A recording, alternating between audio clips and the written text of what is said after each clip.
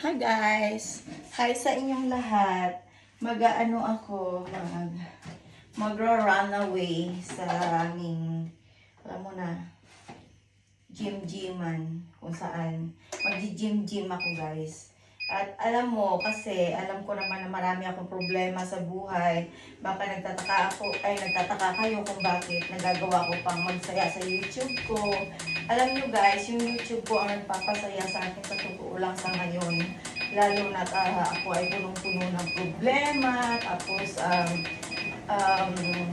baka magtaka kayo, may problema ako, nagsusumbong ako ng problema ko, pero nagagawa ko pa rin mag-enjoy. Kasi guys, kung hindi ako mag-enjoy sa mundong ito, alam ko na masisiraan ako ng baid. Kaya, mas mabuti pang, alam mo yun, i-continue ko ang buhay ko hanggang sa sana ay dumating ang tutulong sa akin. Kasi sa totoo lang gusto ko talagang maano ang anak ko magdala. Kaya ako bumabalik dito dahil sa anak ko. Yun, nakikita nyo pa rin ako sa YouTube channel ko na alam mo, kinukontinue ko pa rin yung buhay ko na kung ano ang saya ng buhay ko sa Pilipinas, ginagawa ko pa rin dahil alam ko kapag magpakalugmok ako, matutuwa ang taong naninira sa akin. Kaya, saan man ako makarating guys, makikita nyo pa rin ako sa YouTube channels ko na masaya basta ako ay gumawa na ng paraan para alam mo yun, ikwento ko kung ano yung totoong nangyari sa buhay ko. At sa ngayon nga guys, pinapatuloy ko pa rin ayusin ang aking YouTube channels at doon ako nakapokus sa YouTube channels ko sa ngayon kasi wala naman akong maraming trabaho dito at alam ko naman na parang malabo akong makakuha ng ano dahil sa mga taong mayroon akong trabaho ngayon, bukas fire out ako ng gano'n. Kaya nakapokus ako sa aking YouTube channels at alam ko sa pagbablog ko ay magkakaroon din ako ng pera someday. Ayun guys, kaya kahit na down na ang buhay ko, pinipilit ko pa rin mag-stand up dahil ganun ako. Sayang naman ang pagiging Year of the Dragon ko kung hindi ko iangat ang aking sarili sa kabila ng mga naranasan ko sa buhay. Lahat na ng mga pighati sa buhay ay naranasan ko na. Kaya alam mo, tinatry ko na i-continue ko ang buhay ko na parang easy lang, parang ganun. Kasi namuhay ako sa country nito ng punong-puno ng, alam mo, regrets in life. Maraming regrets sa buhay ko na alam ko na kung babalikan ko ang mga nakaraan sa buhay ko ay hindi ko na kayang ibalik. Kaya kailangan kong i-continue ang aking buhay kung ano yung gusto kong gawin sa buhay. Na ipakita ko na sa pamamagitan ng YouTube channels ko ay makikita nyo kung ano ako. Yun lang guys. Salamat na pala sa inyo. Salamat sa mga taong nagsusubaybay ng buhay ko araw-araw. At salamat sa mga prayer nyo. Alam ko na may mga video ako na nagkikwento ng talambuhay ko. Totoo yun guys. Alam mo, ako lumaki ako sa simpleng pamilya. Simple pero napakasaya. Pero nandito ako sa lugar na to kung saan alam mo yung ramdam mo sa sarili mo na parang you're not belong to this place. Tapos pinipilit ko magpakatatag para sa anak ko kasi alam ko at alam niya na mahal ko ang anak ko. At sinabi ko talaga, hindi ko gustong tumira dito, anak, sabi kong ganun.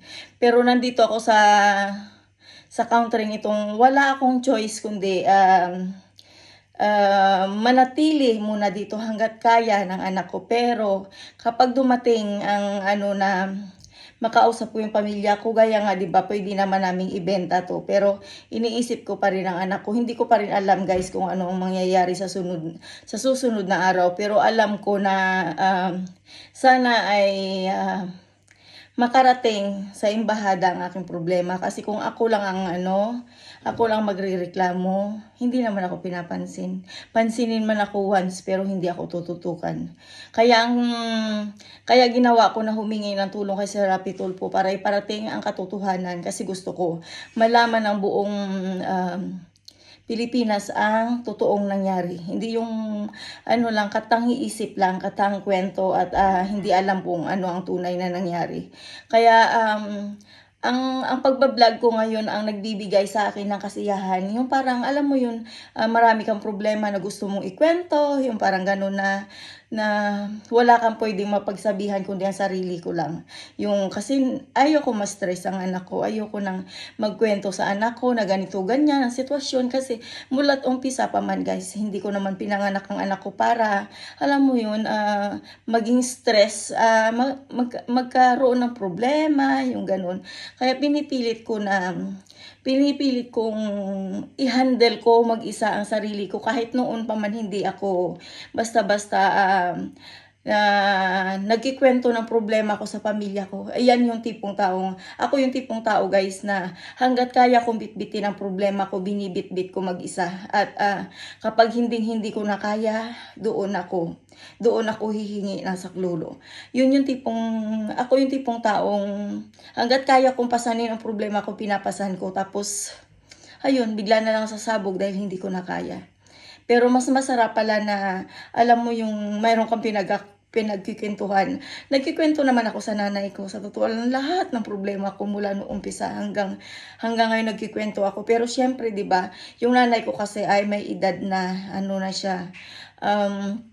Magna 90 na yan sa December. Kaya alam mo iniisip ko na kaysa i-share ko pa sa nanay ko ang problema ko, mas mabuti pa na sa pamamagitan nito maikwento ko kung ano ang sitwasyon ko, yung ganun. Sa totoo lang mula umpisa ang sitwasyon ko hindi maganda, hindi madali. Hindi madali dahil nandyan ang anak ko na kailangan kong proteksyonan, kailangan kong intindihin muna ang anak ko kaysa sa sarili ko. Yun lang guys, ang buhay ko ay masyadong masalimuot kapag narinig nyo ang buong kwento ng buhay ko. Putulin ko na guys kasi ang haba-haba na. Next time kung gusto nyong malaman, marami pa kayong malalaman. Sa totoo lang kapag nagkaroon ako ng contact at bigyan ako ng pagkakataon na ikwento ang tanang buhay ko mula umpisa na nagtungtong ako dito. Maikikwento ko lahat ang tunay na nangyari sa buhay ko guys, tunay.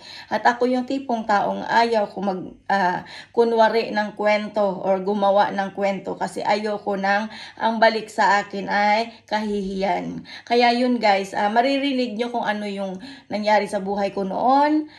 Basta, pagdating ng panahon guys na makaano ako ng tulong, ikikwento ko lahat ng details ng buhay ko.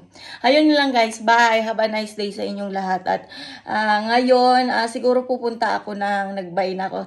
Siguro mamaya pupunta ako sa kaibigan ko sa Saigon, sa restaurant niya. Gaya ng ginagawa ko dati dahil matagal na ako hindi nakapunta doon. Siguro more than weeks na, parang ganon. Okay, puputulin ko na. Bye! Have a nice day sa inyong lahat.